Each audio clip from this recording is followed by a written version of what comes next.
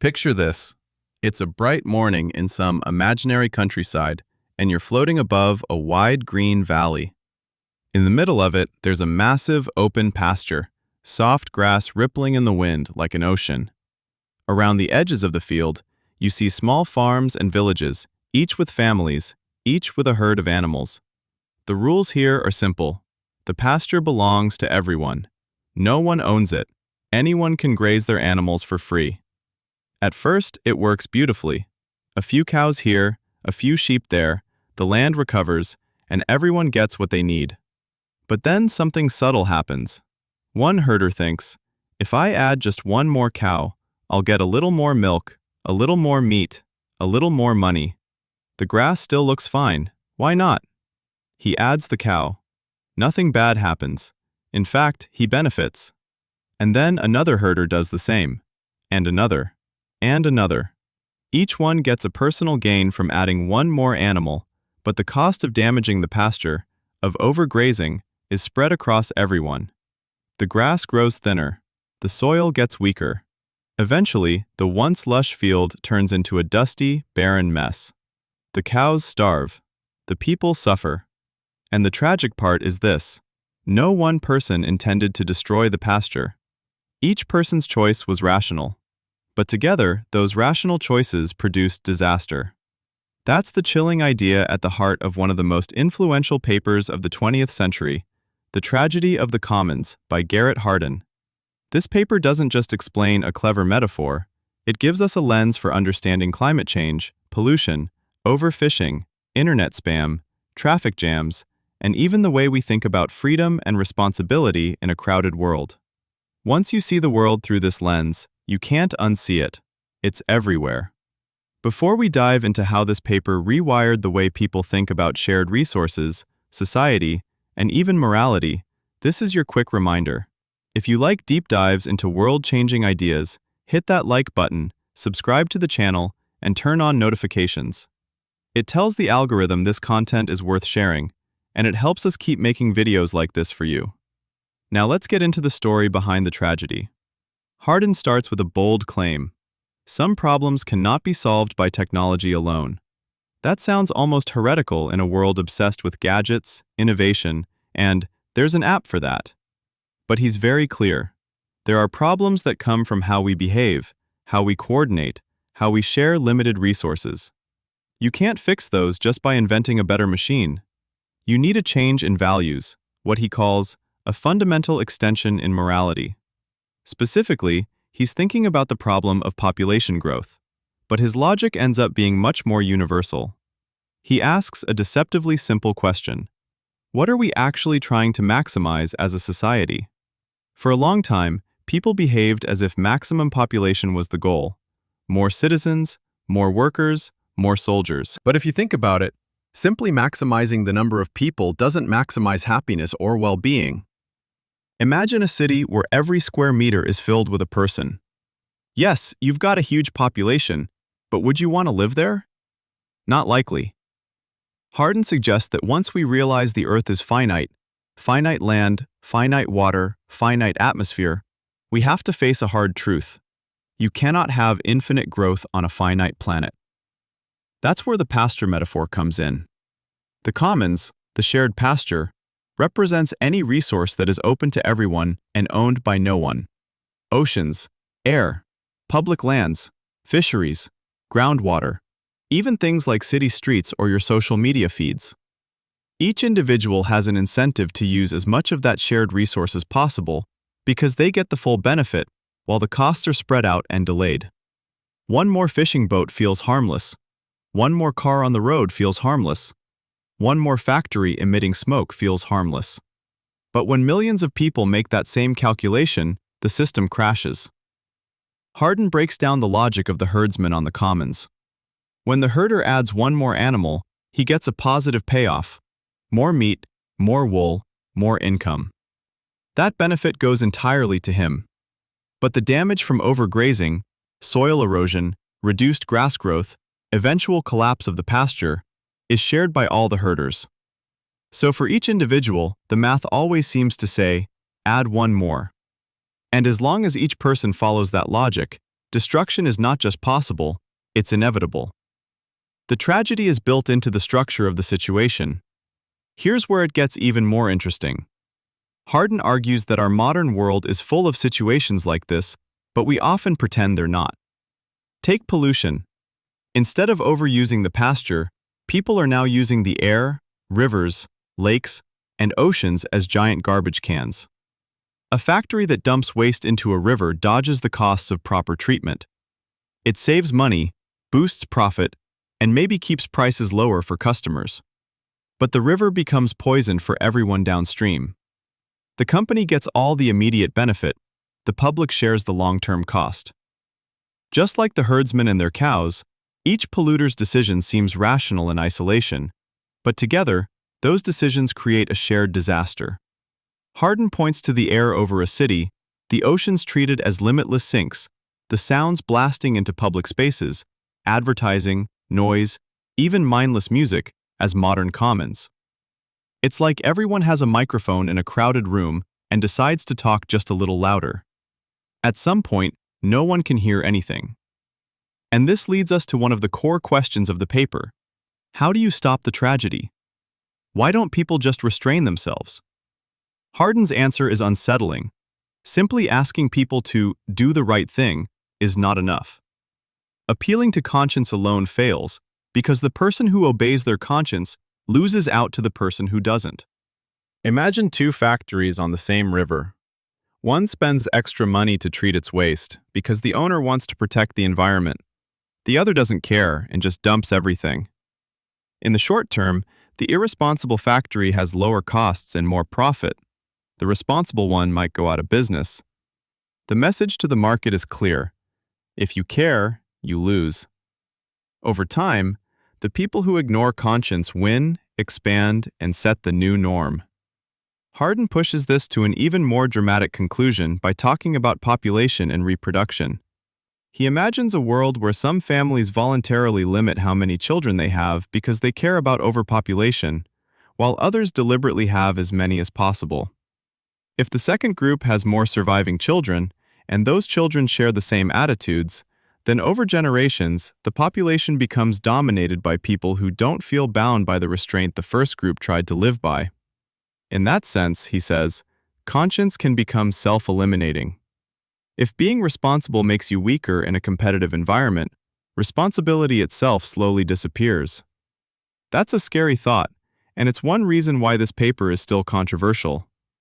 Hardin forces us to ask whether everyone just doing what they personally feel is right can actually save the commons, or whether we need something stronger. Which brings him to one of the most important phrases in the entire paper. Mutual coercion, mutually agreed upon. At first glance, it sounds harsh. Coercion? Seriously? But Hardin doesn't mean dictatorship or brutality. What he's talking about is the kind of rules we all collectively choose to bind ourselves with so we can protect the commons. Think about traffic laws. You're not allowed to drive on whichever side of the road you want, at whatever speed you feel like. That would be freedom, but it would also be chaos and deadly. Instead, we accept speed limits, traffic lights, lanes, and licenses. It's coercion, but we agree to it because we recognize it keeps us alive. Hardin says that to preserve shared resources, we need similar systems of agreed-upon limits. They might be taxes on pollution, caps on fishing, restrictions on hunting, quotas on resource extraction, or rules about how many people can use a national park at one time. The point isn't that every specific rule he imagines is perfect. It's that some form of enforced restraint is necessary. Without it, the incentives that drive the tragedy never change. He gives concrete examples. National parks, for instance, face their own tragedy. They're open to everyone, but their size is limited. As more people arrive with cars, camping gear, food, and expectations, the parks suffer from wear and tear, pollution, and overcrowding. If everyone treats a park visit as my personal right, whenever I want, however I want, the parks eventually lose the very beauty people came to see. Hardin suggests quota systems or fees, not because he hates public access, but because without them, public access self-destructs. Then there's the question of property. One way societies have tried to avoid the tragedy of the commons is by turning commons into private property. When a resource is privately owned, the owner has a direct incentive to care about its long-term condition. A farmer won't usually destroy his own land because he'll suffer the consequences. A fishery company that owns a lake is more likely to protect its fish population. But not every commons can be privatized. You can't realistically divide up the atmosphere into little chunks and sell them. You can't give every person their own private slice of the ocean. For those huge global commons, you need different tools, regulation, treaties, and coordinated action across nations. Hardin also confronts a deep emotional issue, the idea of the freedom to breed. For many people, decisions about family size feel intensely private, rooted in culture, religion, or personal values.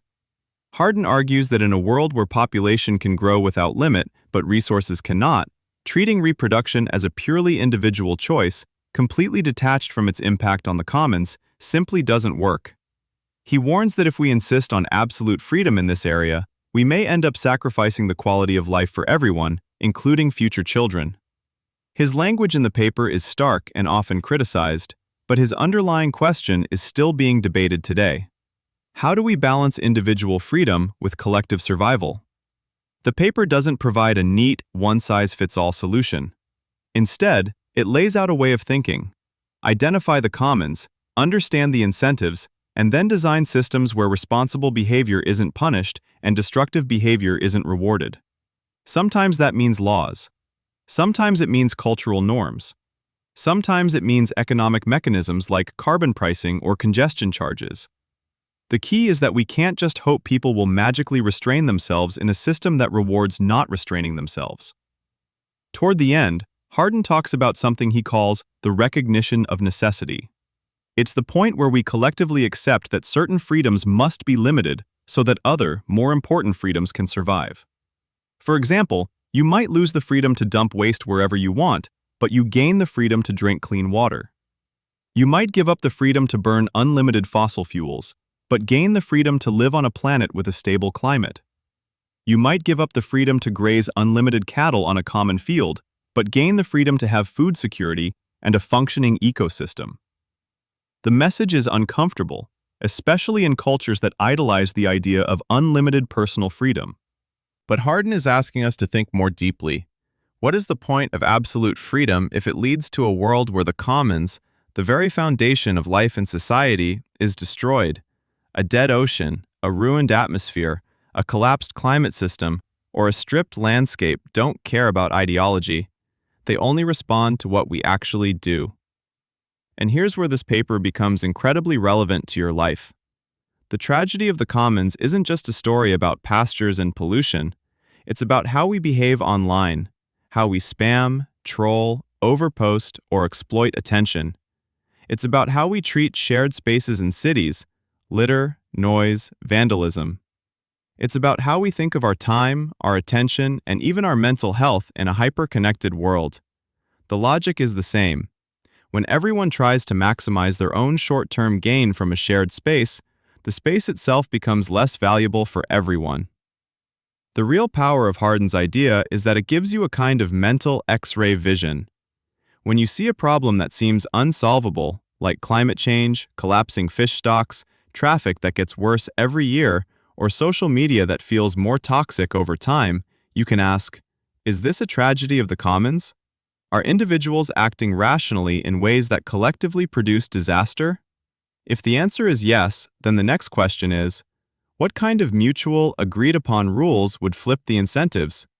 It doesn't mean every solution must be top-down or authoritarian. Mutual coercion, mutually agreed upon, can look like democratic laws, community rules, shared norms, or international agreements. It just means that people stop pretending that everyone doing whatever they want will somehow magically lead to good outcomes in a crowded, interconnected world. As we wrap up, think back to that green pasture in the valley. At the beginning of the story, it felt like a symbol of freedom. No fences, no fees, no rules. But as the herds grow and the grass thins, we realize something unsettling. Without boundaries, freedom destroys itself. The tragedy of the commons is not that people are evil, It's that we built systems where the easiest way to win is to ignore the cost you're pushing onto everyone else. Garrett Hardin's paper doesn't hand us a happy ending, but it does hand us a challenge. If we want a future where the commons, our air, our water, our oceans, our climate, our shared spaces, are still livable, we can't just rely on individual virtue in a system that rewards selfishness. We have to change the system, together. If this breakdown opened your eyes or gave you a new way to understand the world, do me a favor. Like this video so more people see it, hit subscribe if you haven't already, and drop a comment telling me where you see a modern tragedy of the commons playing out in your own life or your own city. Your engagement really does help this channel grow, and it helps us keep exploring the ideas that shape our future. Thanks for watching. Take care of the commons around you, and I'll see you in the next video.